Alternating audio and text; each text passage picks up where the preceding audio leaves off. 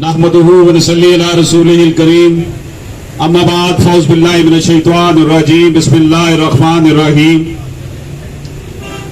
अल्लाह पाक ने हमें कोड ऑफ लाइफ कुरान की सूरत में दिया। अल्लाह पाक ने नबी पाक सल्लल्लाहु अलैहि वसल्लम को उम्मत की रहनुमाई के लिए मबूस फरमाया। अल्लाह पाक के फजलो करम से ये मुल्क भी ला इलाहा इल्लल्लाह मोहम्मद रसूलुल्लाह के नाम पर हासिल किया गया, वरना बड़े सगीर पाको हिंद में मुस्लिम हुक्मरानों ने 800-900 साल हुकूमत की, लेकिन एक ऐसी रियासत जनूबी एशिया के मुसलमानों को दरकार थी जहां पर वो कुरान और सुन्नत के मुताबिक अपनी जिंदगी गुजार सकें। पाकिस्तान बना, नारा सिर्फ यही था कि ये इस्लाम की लिबर्टी होगा, लेकिन चंद फीसद हुक्मरान अशराफिया ने पूरी कौम को यरगमाल बनाया हुआ है।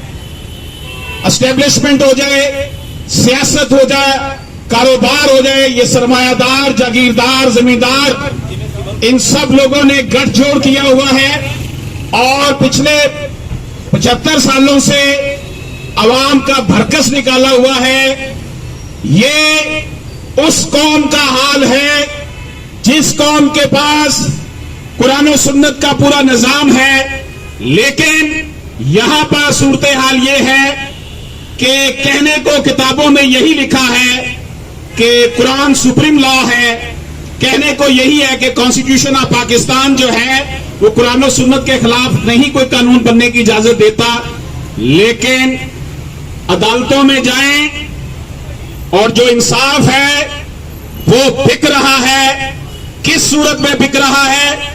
25 साल 30 साल लग जाते हैं लोगों को इंसाफ लेने के लिए। एक केस होता है और जो तो 62 लोग हैं, ये हुक्मरान अशराफिया है, इनके लिए हफ्ता इतवार को भी अदालतें खुलती हैं, लेकिन अवाम उल्लास को तारीख पे तारीख मिलती है और अवाम उल्लास फिर इस सिस्टम से मायूस होते चले जा रहे हैं।